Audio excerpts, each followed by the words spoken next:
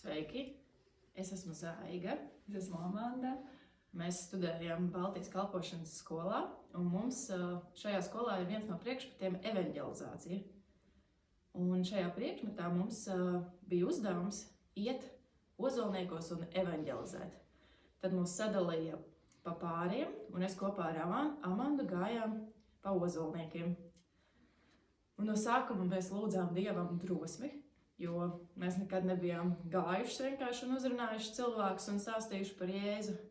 Mēs ļoti lūdzām Dievu un satikām tādu Aiju. Un tad mēs ar Aiju norunājām kaut kādas 20-30 minūtes un gājām tālāk. Mūsu mērķis bija apiet apkārt Ozolnieku ezeram un uzrunāt māmiņas, kas ar ratiņiem staigā, jo viņām ir laiks un negribējām vienkārši bāzties virsū cilvēkiem un traucēt un viņu ikdienas skrējienā. Un mēs gājām tālāk un satikām vienu puisi, un mēs viņam evanģelizējām.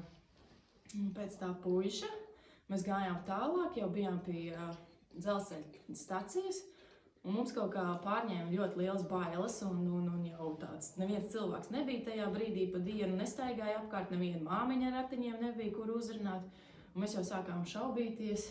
Un, protams, bez Dieva nekas nebūtu tas iespējams. Mēs gājām Dievu vadībā jau no paša sākuma līdz pašām beigām. Mēs lūdzām katrā starpā pēc katra cilvēka, Jēzu, ko mums darīt, pie kāda cilvēka mums iet, vai mums iet pie tā puša, vai mums pie viņa neiet.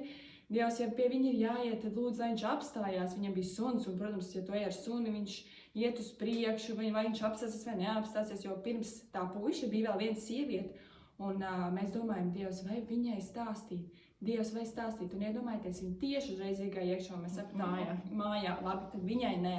Mēs gājām tālāk. Un jā, bija šis puisis ar sunīti, un es tā, Dievs, ja viņš apstāsies, tad mēs viņu uzrunājam.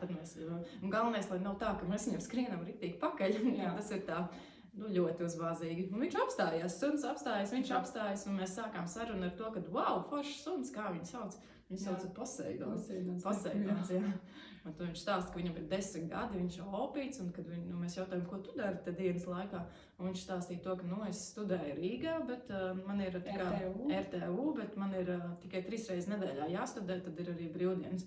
Un mēs uzreiz stāstam, mēs studējam Baltijas kalpošanas skolā. Jā, un man bija vēl tieši draudzene, kura ir arī ticīga un vārdā Roberta.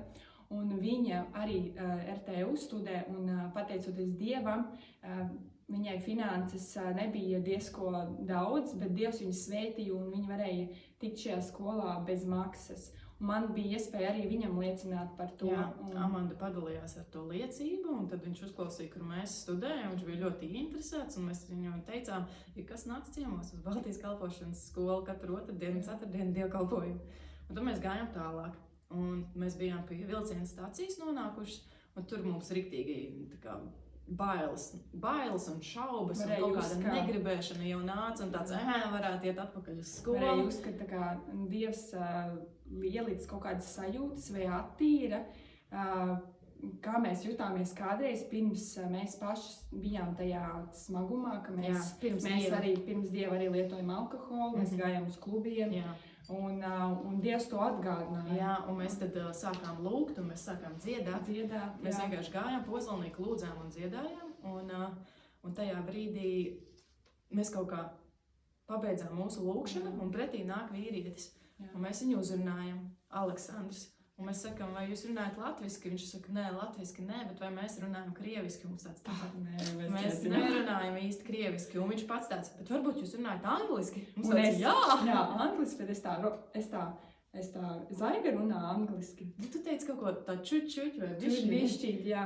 Bet man bija tāds, es tā Zaiga runā, bet zin kā parasti, kad evanģelizē, es tā biju tik pārliecināta, ka tev ir jārunā. Jā. Un tad tieši tu runāju Jā, un mēs viņu uzrunājām, un viņš tieši mums atbildēja, ka šorīt no rīta viņš ir lūdzis Dievu, ka viņš it kā tic Dievu, bet ir riktīgi atkritis no tā, un šorīt no rīta viņš speciāli lūdza, ka viņš grib nokāpt no tā alkoholisma, ka viņam tas ir apnicis, ka tas ir tik grūti, un mēs viņam nākam pretī un stāstam, ka Dievs viņu mīl. Dievs sakārtoja tā laiku pa laikiem, ka tieši, kad viņam bija jāiet uz vilcienu, un tieši mēs atnācām tajā brīdī, un tieši tajā rītā viņš lūdza, lai Dievs viņu atbrīvo. Un mēs kopā Mēs izdomājām, ka mums bija sajūta, ka mums par viņu ir jāaizlūdz. Jā. Un mēs sastājāmies tā aplī, uzlikām rokas draudzīgi. Tā uz pleciem visi trietā, un mēs lūdzām. Es lūdzu angļu valodā, man lūdzu latviešu valodā. Un viņš pēc tam, pēc mūsu lūkšanas teica, wow, es jūtu mieru un kaut kādu prieku, wow, paldies, meitenes, paldies. Un mēs viņam izstāstījām, ka Ozolniekos ir baznīcas, kuru viņš droši var iet, ka ir dievkalpojumi katru svētdienu, un viņš tāds, jūs tur būsiet, mēs tā tad jau redzēsim.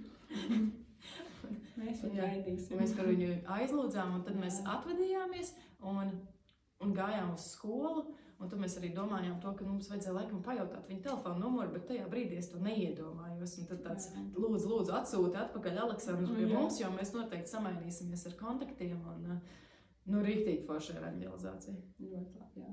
Kad perfekti, ja mēs nebūtu uzrunājuši gan to sievieti, gan to puisi ar suni, kad tāds Dievs salika tos laikus, mēs nebūtu viņu tieši tajā brīdī tur satikuši. Tā kā perfekti. Jā, tā kā mēs arī aicinam jūs evanģelizēt, ja to es gribi un varbūt tagad domā evanģelizēt, tad noteikti nepadodies, jo tu vismaz cilvēkā iesēsi sēklu un viņš par tevi viņš atcerēsies, kad kas ir Dievs un kur vispār tvērties un pie kā tvērties. Un kas pats interesantākais man likās tajā brīdī, kad mēs evanģelizējam, mēs ar Amandu ļoti lūdzām. Jā. Mēs lūdzam, lai gars vada. Un man visu laiku liekas, ko man pateikt, tā Amanda vienkārši nāk ārā. Viņa runā par Jēzu, un man tāds, malacis. Un bija brīži, kad viņi klusēja, un man bija jāsaka kaut kas, un vienkārši man nāca ārā vārdi vienkārši paši no sevis, un tieši noteikti tie vārdi, ko tiem cilvēkiem vajadzēja sadzirdēt. Tā kā mēs nevaram jums iedot kādu to, kā sauc to? Pamācību, rokas grāmatu, tā kā svētais gars. Ir Bībele, jā. Lasīt Bībeli. Un Dievs jūs vadīs. Jā, amen.